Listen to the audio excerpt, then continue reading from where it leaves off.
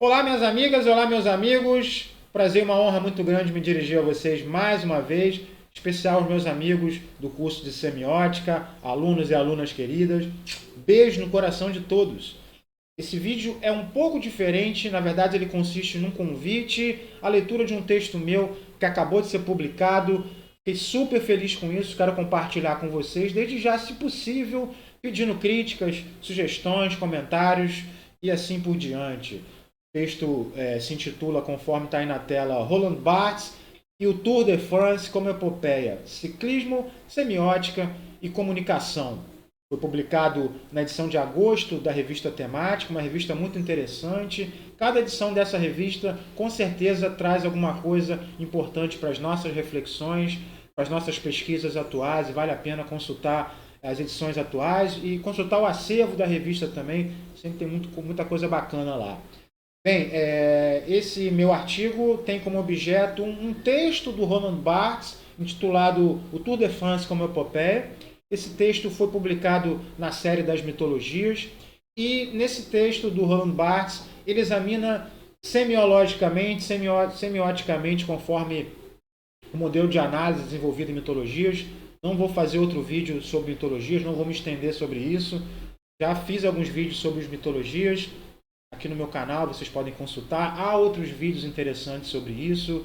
E conforme vocês sabem, esse modelo de análise desenvolvido nessa série de textos que procuram examinar as mais diversas manifestações culturais da cultura francesa da década de 50 sobre o olhar semiológico, ou seja, examina os fenômenos culturais franceses do ponto de vista da sua significação.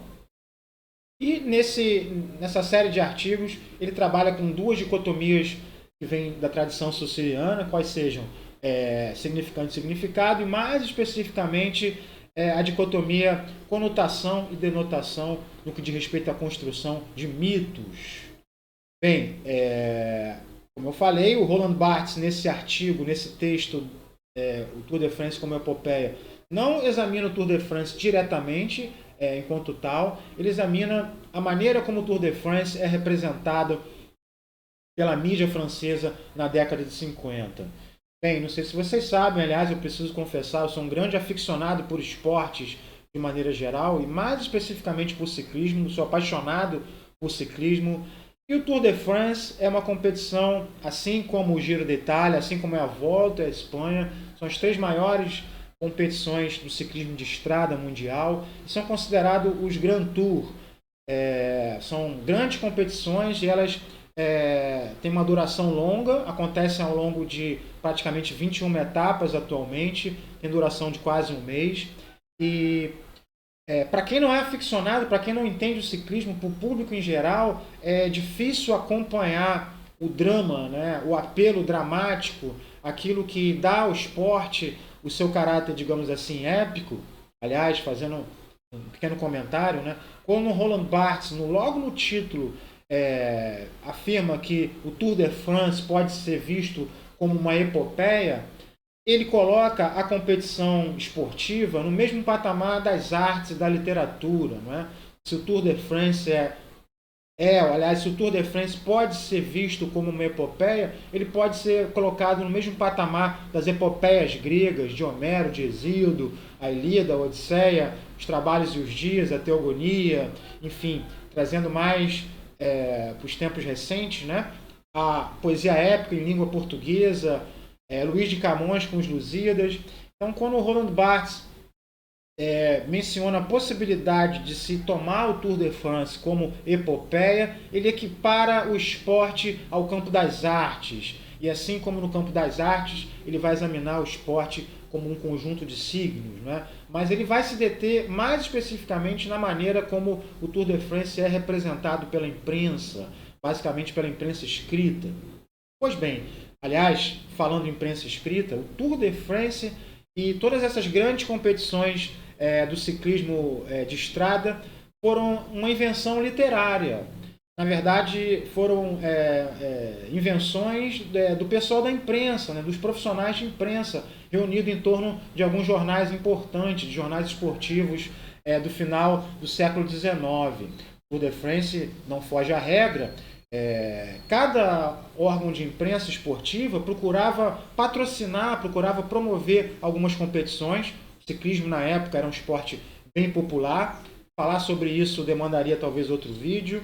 Eu falei que esse vídeo ia ser diferente, já estou praticamente dando uma aula, né? Peço desculpas.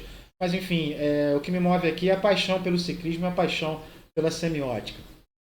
Enfim, o Tour de France foi uma invenção literária, uma invenção, portanto, de jornalistas, de escritores, de cronistas, de fotógrafos, de tipógrafos, de diagramadores, dos profissionais de imprensa de maneira geral. Cada órgão de imprensa procurava, de certa maneira, promover com exclusividade alguns eventos esportivos para aumentar a venda dos seus jornais, não é? E para cativar o leitor. Bem, o ciclismo de estrada é um esporte bem peculiar, diferente de esportes que têm uma duração mais curta. Como eu falei, o Tour de France é uma competição atualmente realizada em 21 etapas, dura praticamente um mês, e cada uma das etapas é muito longa, 21 provas de 4 horas, 5 horas.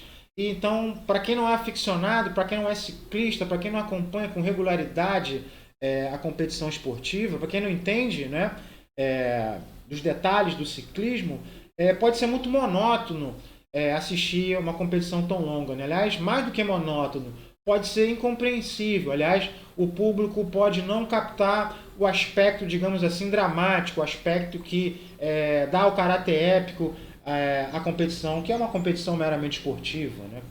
Enfim, então, para se criar o efeito épico e, portanto, para cativar de modo mais intenso o leitor, não é? O espectador que precisa comprar o jornal a cada dia para saber dos detalhes da competição, dos dramas de cada etapa, enfim, para que o efeito épico possa ser criado. Aliás, falo em efeito épico aqui, é preciso um trabalho muito forte no que diz respeito à linguagem, no que diz respeito à maneira como vai se falar sobre o Tour de France, né? A competição se dissolve, digamos, como eu falei, em uma duração de tempo muito longa. Então é preciso haver um trabalho muito forte na caracterização dos diversos aspectos da competição. Bem, e não vou entrar aqui em detalhes. Recomendo que vocês leiam o texto. Vou colocar o link aqui embaixo nos comentários. Vou colocar um card também, se possível, para o site da revista. E esse trabalho com a linguagem, né, para criar esse efeito épico, esse efeito, digamos assim, mítico da competição esportiva, ele destaca, né, alguns aspectos. Por exemplo, a onomástica, a maneira como os nomes próprios são retificados e reafirmados constantemente na narrativa da imprensa, na narrativa esportiva, a importância do uso dos diminutivos, a importância de se enfatizar determinadas raízes etimológicas que indicam a região da qual o atleta veio e, portanto, as características principais dos povos daquela região, né?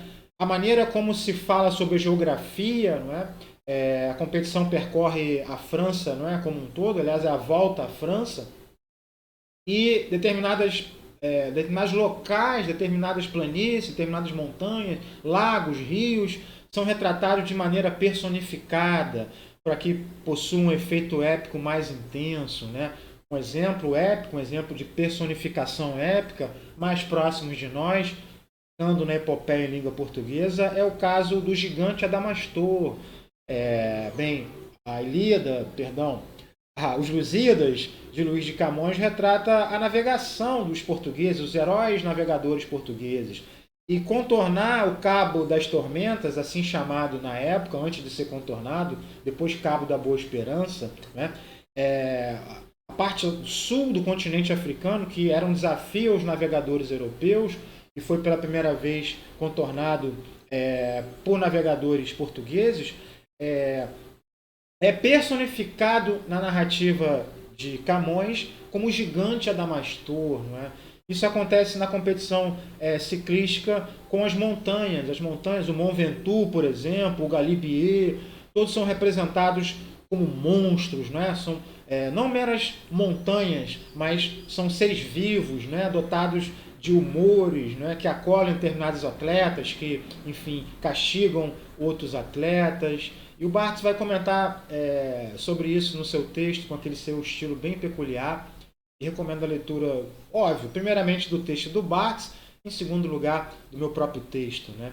E ele também comenta como é necessário que a imprensa dramatize as relações entre os seres humanos, as relações entre os atletas no interior de uma equipe, né? Não só nos embates, nas disputas entre os capitães, enfim, entre os atletas de cada equipe, mas até mesmo o drama humano, né, as relações entre os atletas de uma mesma equipe precisam ser dramatizados para que crie-se um efeito épico, portanto um apelo midiático maior e, portanto, venda mais revistas.